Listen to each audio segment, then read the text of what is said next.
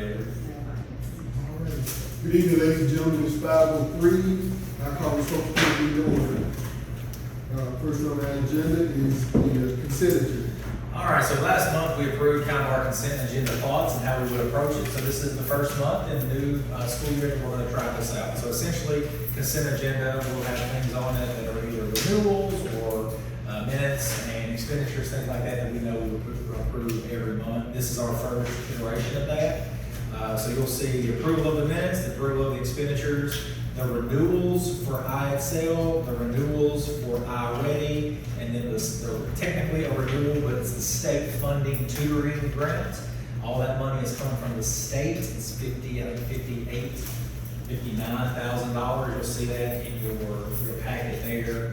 The hard copy, I went ahead and printed that off for you today. They sent us the updated quote literally today, so we may put that in there as well. These are things that you can pull out if you want to discuss and vote on separately, or you can approve them in batch. Okay. All those things you just named. Yes, ma'am. And so the motion will be something like, move for approval of the consent agenda, something like that.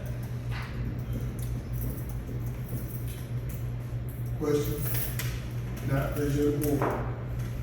Well, without objection, I would move that we approve the consent agenda as outlined by the superintendent. And that would be my motion. And for good measure, because we talk about these one by one usually, IXL and iReady are paid for out of ARP learning loss, so none of that's coming out of district operating. And then the book note is also coming out of the state grant and out of operating. So all those expenditures are from grant funds. I'll second that motion, but have one question about the issue. It's my understanding that any one person can pull Yes. one thing out or multiple things. Yes. Correct? Okay, good. Yes. Good. Okay. Want to make sure we all do that. Any further? If not, those in favor, it's been moved by Mr. Powers, second by Mr. Holman, that we accept the consent agenda items as printed. Those in favor, show by show of hands. Think that unanimous vote. Next thing is the reports. So two quick reports. One is superintendent's report. It's pretty simple. So we are a little bit over a month away from starting school. Or less than a month away, excuse me, from starting school. We will have our district admin institute tomorrow and the next day, kind of outlining some thoughts and some ideas around starting the school year, making sure we're on the same page in terms of culture, in terms of support, making sure our central office people are here to support campuses who are supporting our kids every single day. That's the lifeblood of who we are. I think it's important to note that, and we'll talk about this tomorrow with the admin institute, we have a very interesting standing in the state right now, which is a positive thing. I think sometimes we can be our own worst enemy, or we can be very negative on ourselves, or we know things aren't quite what we want them to be, so we focus on those things. And so because we focus on those things, we get more of those things in our brain. There were 2 school districts in the entire state that were called out by the Secretary of Education, and this overall address to the state this summer, and the Hope School District was one of them. And the other one was Bentonville, and calling out things that we're doing that are innovative and good for kids. Specifically, they were talking about some of our grants, including grants, and then talking about the Collegiate Academy, and some of the A-3 upgrading that will change, kind of hold positive benefit and things like that. And secondary career center numbers quadrupling for this next year, just overall having a positive feel. And so I'll walk by people in the State Department having longer conversations, because I've known a lot of those people for a long time, and they'll say things to me like, well, you know, Hope is a good school district who's doing X, Y, and Z. And when you're living it every day, you're doing it every day, you're a principal or you're a superintendent or a bookkeeper or whoever, board member, whoever you are, you might hear the negative more than you hear the positive. But I think it really is important for us administrators and support people to understand we have a call to excellence in the classroom, and if we don't model that from an admin standpoint or from a support standpoint, we're not going to get it. So I know I've had a one-on-one conversation with every single one of you, and sometimes the conversation just bluntly that comes up is, our problem is adults. I've heard that come out of the mouths of many, many people, not just board members, but other people. And I think the funny thing is, you know who agrees with you? a lot of the adults. And so it's just about tweaking things around the edges a little bit, and then sometimes having hard conversations about not just accountability, but grace and support, and how we talk to each other, how we treat each other. Because we're so close to something really, really cool and really, really excellent, and we're already getting recognized statewide for some of the things that we're doing. So that's kind of the superintendent's report just for me. Very positive things there. In addition to that, Nurse Sales sent the district-wide nurses report. That's just for your reading. We have a really robust nursing staff. That doesn't include, or that doesn't take into account direction and the school-based health center necessarily, but both are working in conjunction together to do some really great things. And so you get to take a look at that at your leisure. But those are just the two reports that I have, and I'll entertain any questions that you may have. Do you know anything about the PBS special on the health clinics? I don't have an update on that, but I can get you one, and then I'll email or text that back to you. They're doing a special on the school-based health clinics across the state, and Hope was mentioned and had some interviews. They did 5 of them. Yeah. And you all?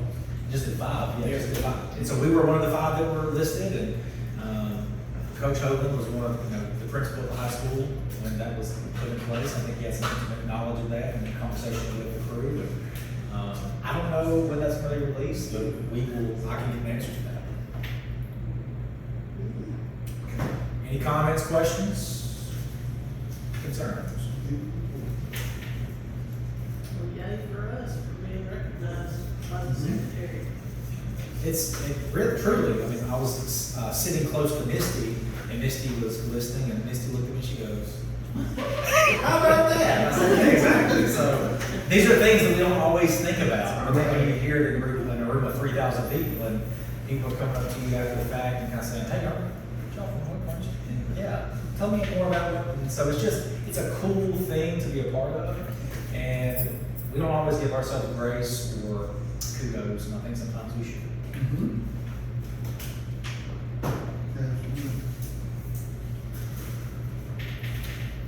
That being all, we'll move on to unfinished business. All right. Next up, so this was not just for all of our knowledge. This wasn't included on the consent agenda. It probably could have been, but since it was the first time that you guys have ever seen this as a purchased item, I wanted to make sure that I showed it to you. This would also be purchased with ARP funds under the learning loss category. It's already been approved by the federal programs group. We've had something for the last, I guess, 6 or 7 years since they started doing this called Smart Data Dashboard. And last year, Hope High School, and Ms. Dillon's here for this reason, Hope High School used it a lot. And so we looked into different ways that it could be paid for because the state is not going to fund it anymore. It was free to us, totally free. We had full access, no big deal. There were some budget cuts on the state level, and so this is one of the cuts that they had. And they didn't really even know they got cut until they found out in an email they got cut. There's two different Who is that? Smart Data. Smart data, didn't know. Smart Data didn't know. Did not know that. And so they've been contacting districts who've used their services. We were one of them. And so we were looking at what kind of package we would want. There was a $24,000 package, so like all the bells and whistles for all the things. There's a $12,000 package that's district-wide for general ed and portions for administrators, which could include special ed. Well, that's obviously the package that we looked at and we're going to go with. It's not paid out of district operating, it'll be paid for out of ARP for learning loss. The benefit of it, I'll let Ms. Dunn get into it even more, but the benefit of it is how you can pull data, how you can pull data to be predictive as you're going throughout the year, trend data that you can pick up on from an attendance standpoint, from a grade standpoint. You can get it more granular to like the common formative assessment pieces, but we're not quite there yet, but we're still learning about how that platform can be utilized.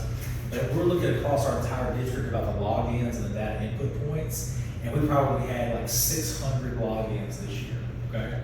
Which is a decent number, okay? 480 of them were from the high school, and they were really utilizing it for all the things that you may want to look at for course codes and courses that kids need to graduate, or attendance, or transcripts. And Kim or Ms. Dunn kind of advocated for that over the course of this probably about a month. And so we looked at it more intensely and figured it would be a good purchase that we could utilize. So Kim can talk about it more if she'd like to from a high school perspective, from the grassroots perspective, but I do co-sign this idea, especially since we can pay for it with ESSER money. I think it would be smart for us to utilize it and utilize it more district-wide. So while the high school is using it and using it well, we want all campuses to be able to use it and get some training on that. The training is baked into the price, and so the price is $12,000 that we pay for with ESSER money. That is your, That's a yearly fee, and it's year to year. I would like for someone to address it just a little more detail. Yes, sir. Well, Dr. Crossley, he really hit a lot of the highlights, but just to talk about grassroots in terms of manpower and the hours that we would typically have to take to research the data, that's taking that away from us. So the way that platform is set up, it disaggregates all of that data for us in seconds. It's literally a couple of filters. Like, for example, if we were trying to find out where some of our discipline was taking place, it comes down to the place where it will let us know the location of where that discipline took place, and then we know that we need more visibility there. And a lot of times, that's really how Mr. Burton used it, and we were able to kind of, rotate, okay, we need more visibility by the library entrance, or we need more visibility here. And that eliminated a lot of the, higher infractions, if you will. So just things like that, it was so helpful for us. Thank you. Can anybody access this at the high school, or is just? Admin, it would be our admin. Okay. And our counselors as well. Okay. And again, just really talking about that manpower. If our counselors had that at their fingertips, they would have more access to face-to-face, with our face-to-face counseling with our students, especially when it comes to, our scholarships and them working with them to increase their chances to receive those scholarships and the essays that they would have to take and the applications that they have to fill out. So you are wholeheartedly endorsed? Wholeheartedly. Wholehearted. Have you used it for student success plans? That could be a part of it. But we haven't done that yet. We have not done that yet, but there's data in there that would help us. What about, community service hours? They were talking about putting that It stat in says there. student community hour tracking. I mean, that's a pain in the rear. It is, and the state has given us, a lot of autonomy on how we can track it, and we definitely need a platform to do so. So then I will address that. So when I met with them last week or 2 weeks ago, whatever it was, those were the two things that came up. Student success plans or student support plans, particularly, 10 through 12 for sure, but those ninth graders for sure. And even middle schoolers too, like having that defined and ready so they know what pathway they're on technically for what they need. And those community service hours, 75 hours, how are we tracking those? Right now, Yeah, and that's the question that sounds like a simple one to ask, but it gets asked to superintendents and principals, and they're like, well, we're figuring it out. Mhm. And so this is an easy way to do that. The only thing is, and this is, nothing's a panacea, okay?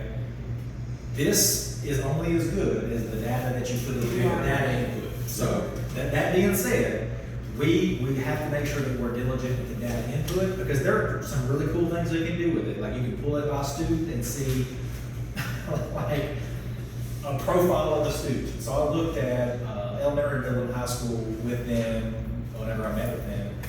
You click on a student, you can see their state test scores, how they've trended over the last 3 years with their state test scores, how they've trended with their attendance over the last 3 years. For a high school student, how they're trending toward graduation credits, community service, you name it. And then all of that would be a really good picture for that student success plan. So, student success plans start when now? 6th grade. Sixth grade. So, that sixth grade data is going to transfer to the next campus. That eighth grade data is going to transfer to the next campus. 100%. And so I talked with the high school about this as well. And this is something that we can help fix internally, but this even helps eliminate even more. Like what happens in a permanent record folder when you go from 6th grade to 12th grade? Like there's all sorts of, a student folder could be this thick with all the things that you have in it. This is a digital system. It's a one-stop shop. You still have to have that permanent record physical folder that transfers with that student, but this gives you even more data. And I see photography in the room too, like from a discipline standpoint or from a recommendation standpoint, or whatever disciplinary infraction would have as a consequence, this can help with that too. So overall, I think it'd be a really great tool. Ms. Dunn was probably finally glad I decided to go this way, because we really wanted to see how we would utilize it. And so I feel more comfortable with that. The training is free. Once you guys give us the go ahead, we'll schedule training for admin across the district who would use this data. Make a motion to support the smart data dashboard quote agreement, approve it. Second. It's been moved by Mr. Holman, second by Mr. Courtney, that we accept the contract for smart data. Those in favor, show by show of hands. And we have unanimous vote. Next thing is cell phone pilot. So, yeah, we can take it this way, it's fine. So the no cell phone pilot, this is more of a discussion, but I want you to be very clear about what is happening across the state right now. So maybe 3 weeks ago, a month ago, I was a part of a invited list of superintendents to discuss essentially an initiative from the governor's office. So I think her team overall has read, I think it's called The Anxious Society or The Anxious Generation. I read the book yet. It's by an author named Jonathan Haidt, I think, maybe. The basic premise is that cell phone usage, addiction to cell phones, addiction to social media, addiction to comparison culture, addiction to that outside of school and during school are causing kids to not only be anxious, but have a negative impact on their mental health. So that's the general premise of the book. There's more nuance there, but that was the jumping off point for some things that the state is going to put money toward.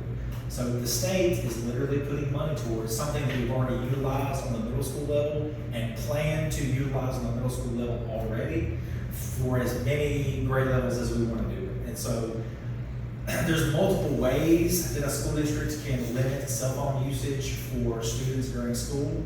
One of them is like the Yonder pouches that we utilize already. I know you guys are aware of that. Some of you have implemented them or assisted in implementing them. We've utilized them at HAPS already. It's been very successful there. We started last year at Lower Henry implementing that. It was very successful there. Looking at Yarburg Middle School next year, I believe it will be successful there. Just because of some of the things that it limits during the school day. And then they asked about, and we asked about the high school. So we have not planned, we didn't initially plan to utilize it in the high school. They advised us to go ahead and put the high school in it if we changed our mind and wanted to. So I called Ms. Dunn and we talked about it. They've already gone in that direction. They were looking at quotes, and the quote they received was like $30-something thousand. Like, we were gonna pay $30-something thousand right now, and we're gonna find the money to do this. This kind of solves that problem. It's reimbursable, so like it's a grant, we'll put it in, they'll reimburse us for it. So it's for all 600 kids in the high school, and basically all 5th through 12th graders. The model that we've looked at is the Yonder pouches. So when a kid comes in, their phone will be in their Yonder pouch, they can check it out when they check it out, but they won't have access to it during the school day.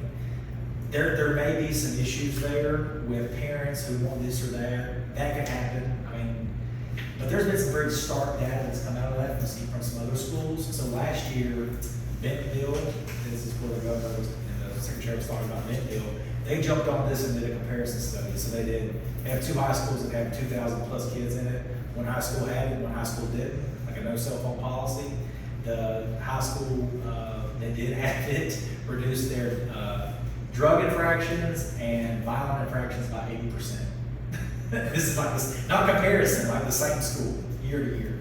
And so they're like all on board. And so I got talking to the high school principal about it. We had not put Yonder pouches in the high school handbook yet. We easily could do that, but I just wanted you to be aware of what this is. So we're already doing this in the middle grade. So 5th through 8th, we'll get, Yerger just put in, before you even knew about this, for Yonder pouches, we'll get reimbursed for that, how much ever, $6,000, $7,000, how much ever that is. We'll already be reimbursed. Anything associated with cost at Lower Henry, anything associated with cost at HAPS will already be reimbursed. This is more like an FYI to say we're investigating that at the high school as well, and we'll work with that high school team before before a purchase of the under pouches and then a procedure, because you'll need to have everybody on board there, right? The other campuses already got that, kind of on board for their handbooks and all that. So I see Coach Bradford in the room, data students who have to be on board, assistant principals on board, classified and certified staff on board with what that means. Because the policy, as it reads now, the handbook policy for the high school would be they can have access to their cellular devices only at lunch, correct? Is that right, Brett? Hey, correct me if I'm wrong now. I've been wrong many, many times in my life. Breakfast, lunch, and for instructional purposes only. Okay, so this kind of takes that away, and it says, your cell phone will not be used for those purposes. We have instructional technology, you have a Chromebook or a device, we have Chromebooks or devices, we have Prometheus boards, we have iPads, we have all this instructional technology that we utilize, we will utilize that. A parent can call the school if there's anything they need there. So we're looking at potentially utilizing that fifth grade through 12th grade. And my hypothesis is there'll be a net positive there with overall instructional time and discipline infractions reducing, but we have to have everybody on board as we do. And so everybody's on board at the middle level, and then we're working on that at the high school level to make sure that we're fully trigger on that. But I want you guys to be aware of it, and we can start a conversation about that. I wanted to know positives and negatives that you guys feel, anything that you may have to say about that before we go to the high school. Refresh my memory.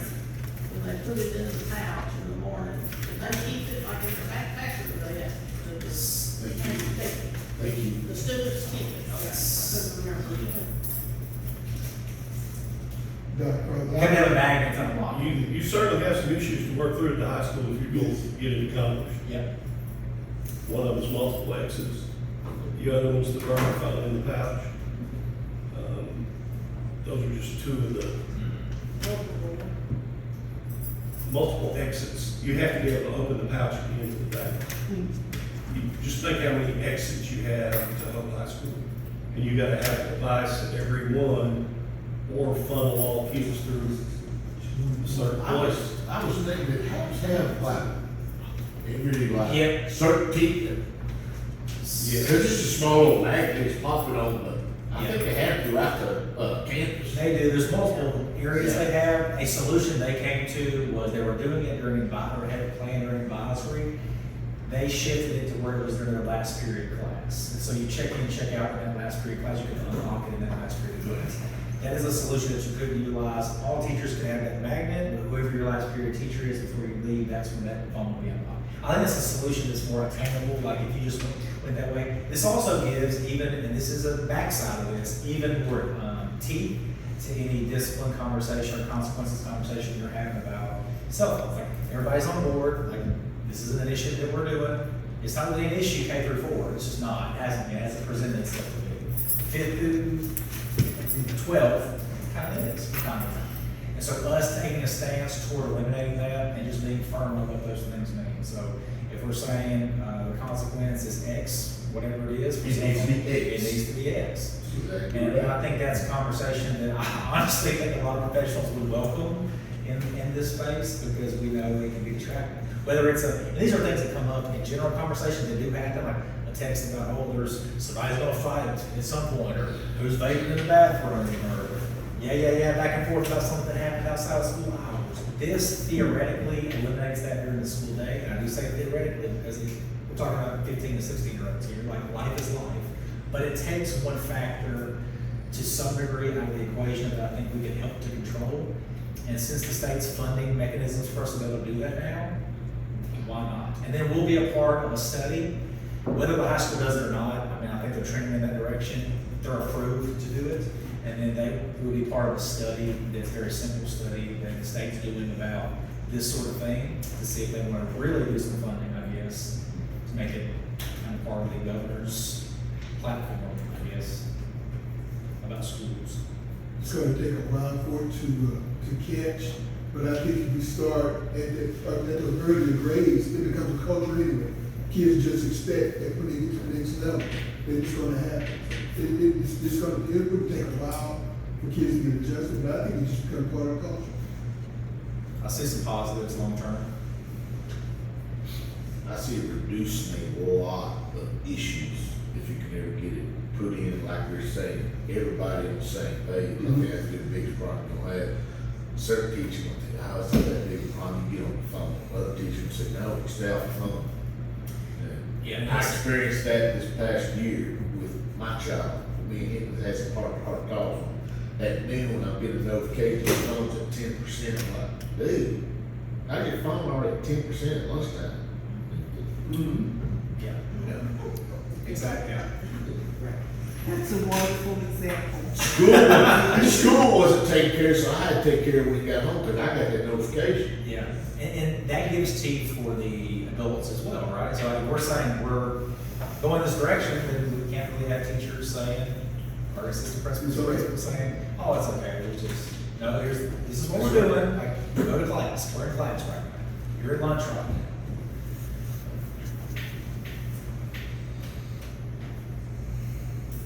Food for thought.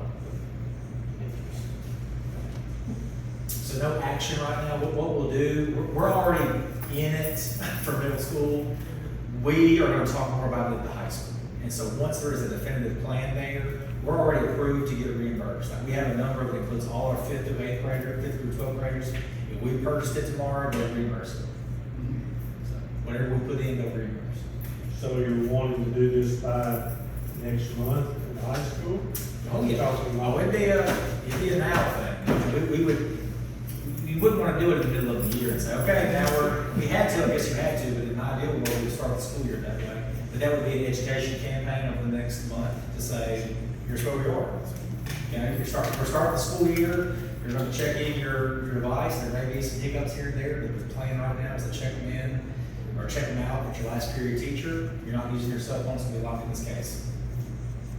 Are we a pilot type program for this, or is the state, I think you used the word nudge, nudging every school district to approach and create some type of policy Yeah, for this? it's a weird hybrid because a lot of people have already done it, and some people are doing it in other ways. Like you check it in with a pouch, like a physical pouch on the back of the door, or some people are going crazy and buying like lockers for them, which is a totally different approach. But so not a pilot because we've done it with the younger batches. So not really a pilot. The pilot would be the data that we would collect from that, and then they're nudging a bunch of other school districts too. So I haven't seen the last count, but I know there's quite a few. I'm getting calls a lot. People know that we've done younger values and things.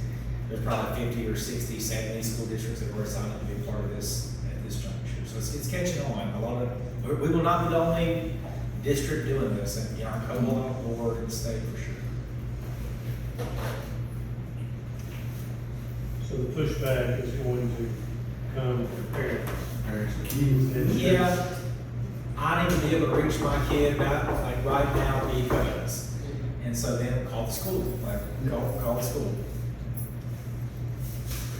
And I know that might, in the age of texting and direct messaging on Instagram and you name it, that might not be the most nuanced new solution, but it's the one that potentially maximizes time on task in the classroom and in the school day.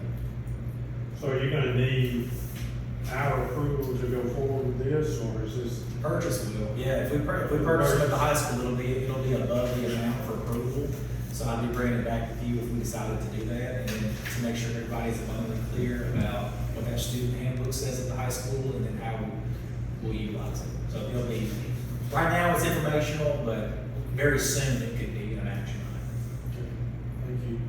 Did you say that Gerber and Abs and Burlington? As Carla is affectionately calling it, the middle, The middle.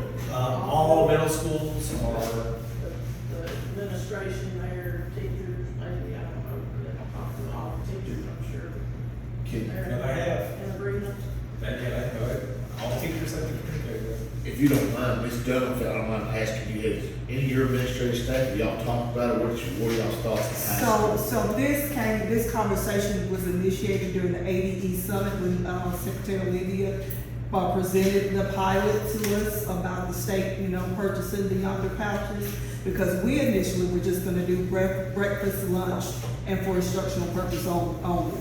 That's what and we didn't, the only policy, excuse me for my seat, the only policy that high school had was for HHS cell phone policy during testing, not just during the regular day. That was in the policy, that was in the handbook last year. So this year, we included a normal instructional day policy. But with the state doing this now, you know, me personally, this is just hymology.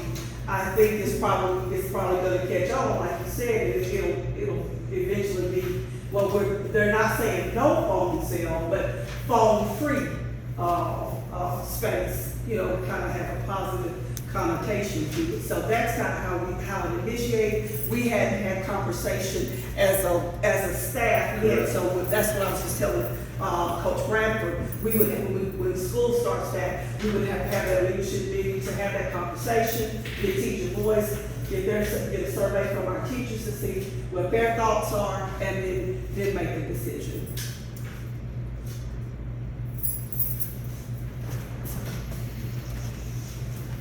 Because it does get tricky if you don't have a grant for it, especially when you have 600, 700 kids at a school. Like, we really want to invest this much on no cell phones on campus. When you need to pay for a paraprofessional or school supplies or whatever the case may be. This takes that out of it and it gives us a pathway. Any other questions? I wouldn't be surprised if there's plenty. You make sure you get it included in the college handbook when they're on the high school campus. Because you're gonna have an issue right there if you don't. Yeah. I mean, there's just lots of little nuances that are gonna come up. Absolutely. Including, you know, kids sticking a phone in the pouch and saying, I don't have one. And then you gotta have a policy about if you take the phone up, what are you gonna do? And the severity to a child of taking their phone away from them. Oh, The level there's is- some dukes coming up on, Yeah. depending on certain kids. The level in the last few years, even since I've been out, has ratcheted up. You know, that's my phone, you can't take my phone, all this kind of stuff. You And have we to be do that prepared. now, yes, sir, absolutely. Prepared to deal with, but, you know, the thing that comes to the top of my head is college kid coming for band, coming for athletics. You know, they need to be under those guidelines when they're Absolutely, at high school. absolutely.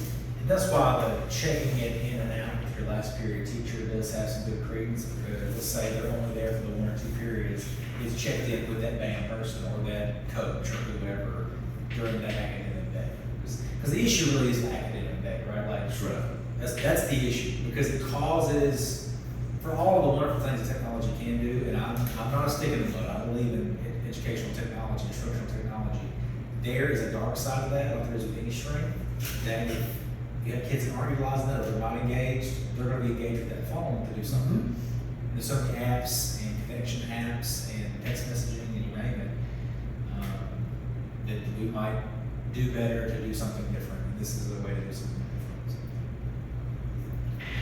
More to come on that from high school. What are you doing on middle school? If anybody asks you, this is already happening, 5th through 8th. This ain't like we're just making this up out of nowhere. We already are doing this. Every 5th through 8th grade next year, this is already happening.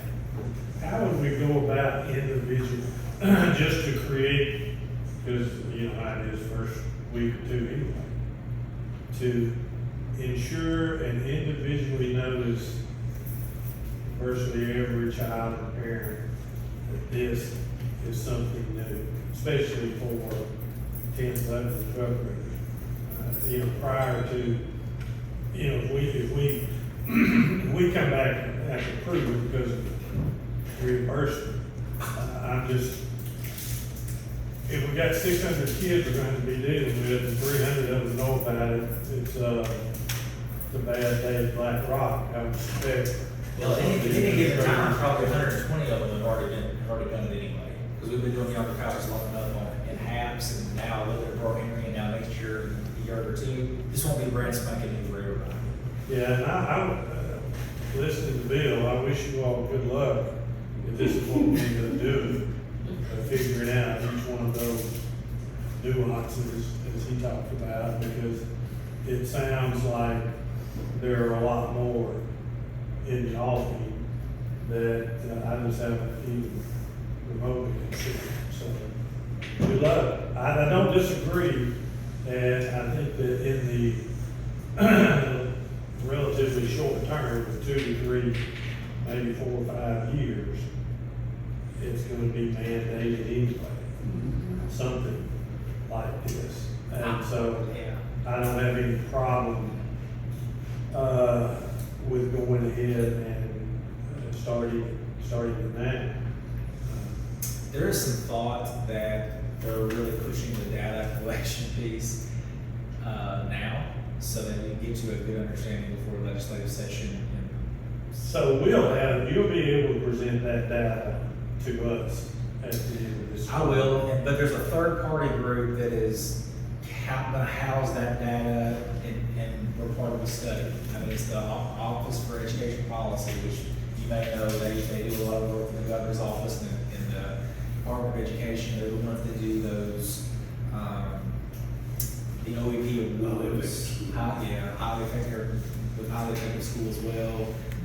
The growth scores, the top 10% of the state or whatever, beating the odds scores, all those things, Because the SPR we could do, and I'm not saying, I don't know anything about the Denville situation, but when you say reduced it 80% from one high school to another high school. Same high school. Same high school. Which was interesting. It Two was different things, so it would appear to me that would be the best PR, that PR move that we can make if we can show the results of that. I agree. At the end of the year, so. I know the real age of technology, but all it's doing is reverting back to what it was in 2001, 2, 3, 4, where there were no phones allowed on campus anyway, by state law. Let me ask you, don't want to get too far in the weeds. And we're not the only state that deals with this, obviously. There are 49 other states that are dealing with this issue. Have you, are you in the know about how other states are handling it, or whether it's been successful or not? I mean, I don't, we're going on a book that Mr. Hayes wrote, and, you know, I guess what they're doing in Bentonville. I would just be curious Yeah. how other states have addressed it. So It's there's not something I expect you to answer right now, but Yeah. if you get any research on it or any way to look at it, I would be interested to see how other states are dealing with this. There's a couple of states that have gone that route in schools recently. And I couldn't name off the top of my head, but there's 2 states recently that have gone the route of no cell phone usage like this during school hours. I want to say Utah might be one of them. I could be wrong. There's a couple that have done it. There have been districts that have done it, that no cell phone policy overall. I've seen some positive gains or positive, like reduce discipline in certain categories. There's other districts that have done this in different ways. Like I was talking to a buddy of mine in Batesville School. He's a principal, a high school principal in the Batesville schools. And he said, so, asking me how we were doing the yard copies of this and that. He goes, we do no cell phones. So now we just put them somewhere? I was like, yeah, dude, now you just put them somewhere. So like, it's like, there's different levels of this, and people have taken different stances on this even within our state. So there's certain districts right now, before the governor said anything, there are just no cell phone schools. And so if something happens and the cell phone gets pulled out, whatever the policy is, whatever the policy is, and I don't care if you're texting your mom about what you want for dinner tonight. Like, we said no, so like, don't pull yourself, we're not doing that. And that can be a tough thing whenever you have kids who are taking care of little brothers and sisters and responsible for an after-school job. And these are real considerations that our staff will talk about. But we have to be on the same page about why we would do this. And, because you hear it, I mean, it might not be on the first day of school, but you pick a day in October, and I'm sure one of us will be having a conversation, and some conflicting factors would have been. Somebody texted somebody during the school day and said this happened, and then it was on. So, that's just the nature of school, and this helps to take that component out of Dr. Crossley, if I may add, Edutopia has an article out from a school from Connecticut. So there has been other research that's been done, and everything that we've discussed is in this article. So we're having the same issues across the nation. This is a nationwide. I'm sure, and my gut feeling is we need to be earlier than late in addressing this issue, the best we can. So let's just continue to do what we're doing, which is trying to get it figured out, the best way to go about it.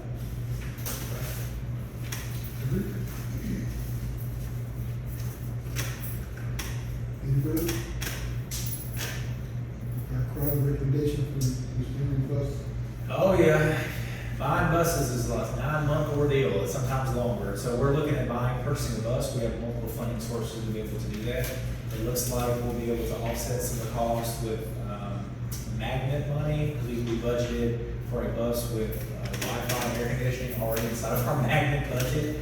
But we budgeted $80,000. I don't know if you've seen how much a bus costs these days, but a bus with air conditioning and Wi-Fi capabilities is $140,000, and that's just stock, and that's after tax. So we have offsetting costs between magnet and ARP. We had some money that was refunded to our ARP account because it was just kind of mislabeled initially. And so we ended up, no district operating money will need to be used for a school bus, which overall is a net positive. We would buy one if we needed it. I'm not saying we would buy a school bus out of district operating. I'm just saying whenever you can make a big purchase like this and it's not coming out of district operating, you should take advantage of that and do that. And so this is essentially a 9-month ordeal, maybe long, maybe not, maybe 6 months, but this puts us in the category to put in for a school bus if they're approved by you guys. And it takes a while to actually get a school bus to us. So this would be updating our fleet by one. With air conditioning. Is this the same brand of buses you've got? Yeah, I believe it is. I believe it is. As far as parts and repairs and stuff, that's the difference. Yeah. I believe it is. How many air conditioning buses do we have? Total number is 9. It was every one that we purchased with ARP funds has been that, and then the last year we bought, I think, had air conditioning. I think. You're holding up 4 fingers. I was thinking 4, and that's just. The last 4 we bought had. Yeah, and that just be what I'm remembering. So if you guys approve, then we will move forward on the process for that. I think it's no brainer. Not that we need to operate from. Make a motion recommendation, superintendent, bus purchase. Second. It's been moved by Mr. Courtney, seconded by Ms. Gibson, that we accept the superintendent's recommendation on the school bus purchase. Those in favor, show by show of hands. Okay, we have unanimous vote. Next item is the personnel package.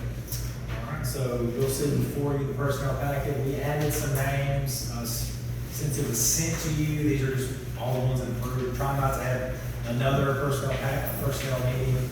I will say principals and HR staff has done a really great job of reviewing packets and interviews and everything. It's hiring season, so you'll see all the names there. There's some interesting ones in there that are positive. We've had some people who've been working with our students already, doing some really good work with our students already, that we hired on as full-time staff members. I have a staff member who's moving a location in the short run. This will immediately save us a little bit of money to allow us to plan for the following year, where we combine middle school campuses. If you want to have any individual conversation or lengthy conversation, you go to executive, but Want to go to executive? yeah, that's totally fine. I make a motion to go to executive session to discuss personnel. Second. It's been moved by Mr. Hope, seconded by Mr. Powers, and go to executive session. Those who are involved, please excuse yourself. You technically do. Make a motion, we call the meeting back to order. Second. We move second, we go back into regular session. We are at our personnel package. I'll entertain a motion. I make a motion to set the personnel packet as presented. It's been, moved by Mr. Courtney, seconded by Ms. Nyla, so we set personnel package as recommended and printed. Those in favor, show by show of hands. And unanimous vote, if there's enough, let's bring forward. One other thing. Yes, sir. Same bus, same bus. Same Okay, bus. that's good. Same bus. That's good. Got good people, got good response time, same bus. Well, that's important. Okay. You've got a backup supply of parts and stuff. Okay. That's it, that's all. Okay, if nothing else, we are adjourned.